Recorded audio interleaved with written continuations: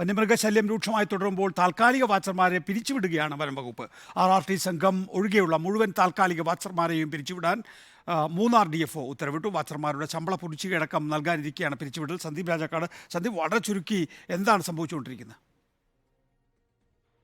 നികേഷ്, വലിയ പ്രതിസന്ധി നേരിടുന്ന ഒരു ഘട്ടമാണ് ഇപ്പോൾ നമുക്ക് മനസ്സിലാക്കാൻ കഴിയുന്നത്. കാരണം വന്യജീവി മനുഷ്യ സംഘർഷം വർദ്ധിച്ചു വന്നുകൊണ്ടിരിക്കുന്ന ഒരു സമയത്തിലാണ് ഇപ്പോൾ വളരെ പെട്ടെന്ന് മൂന്നാർ DFOയുടെ ഒരു ഉത്തരവ് ഇറങ്ങിയിരിക്കുന്നത്.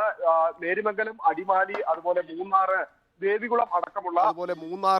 ദേവികുളം അടക്കമുള്ള മേഖലകളിലെ ഈ താൽക്കാലിക വാച്ചർമാരെ പിരിച്ചുവിട്ടുകൊണ്ടുള്ള ഉത്തരവാണ് ഇപ്പോൾ ഇറങ്ങിയിരിക്കുന്നത്. ഈ സ്പെഷ്യൽ RRTയിൽ വർക്ക് ചെയ്യുന്നവർ ഒഴികെയുള്ള ബാക്കി എല്ലാവരെയും ഈ മാർച്ച് 31 വരെ മാത്രമാണ് അവർക്ക് ജോലി ചെയ്യുവാനുള്ള ഒരു അവസരം നൽകിയിരിക്കുന്നത്. അത് കഴിഞ്ഞാൽ അവരുടെ സേവനം ഉറപ്പാക്കേണ്ടതില്ല എന്നുള്ള നിർദ്ദേശമാണ് നൽകിയിരിക്കുന്നത്. സംസ്ഥാന തലത്തിൽ ഇല്ലെങ്കിൽ സംസ്ഥാന സർക്കാരിൻ്റെ ഒരു നിർദ്ദേശത്തിൻ്റെ അടിസ്ഥാനത്തിലാണ് ഇത്തരത്തിൽ DFOമാർ ഉത്തരവിറക്കിയിരിക്കുന്നത് എന്നുള്ളതാണ് നമുക്ക് മനസ്സിലാക്കാൻ കഴിയുന്നത്.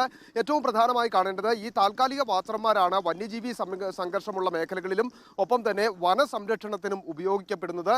ആ വനസംരക്ഷണത്തിനടക്കം ഉപയോഗിക്കപ്പെടുന്ന വാച്ചർമാരുടെ എണ്ണത്തിൽ വലിയ കുറവുണ്ട് എന്നുള്ള ഒരു കാര്യം കൂടി നിലനിൽക്കുകയാണ്. കാരണം രാത്രി കാലത്തടക്കം വന്യമൃഗശല്യം അതിരൂക്ഷമായി തുടരുന്ന ചിന്നക്കനാലി, ശാന്തൻപാറ അടക്കമുള്ള മേഖലകളിൽ ഈ വാച്ചർമാരുടെ സേവനം പൂർണ്ണമായി ലഭിക്കാത്ത ഒരു സ്ഥിതിയുണ്ട്. എണ്ണക്കുറവാണ് അതിൻ്റെ പ്രധാനമായ പ്രശ്നം നിലനിൽക്കുന്നത്.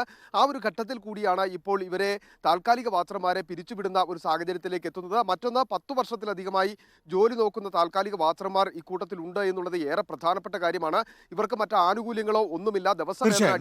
സന്ദീപ് രാജാക്കാട്, താൽക്കാലിക ജീവനക്കാരെ പിരിച്ചുവിടുന്നു. പ്രത്യേകിച്ച് ഇടുക്കി, വയനാടിനെ പോലെയോ അതിൽ കൂടുതലോ വന്യമൃഗ ശല്യം നേരിടുന്ന പ്രദേശം.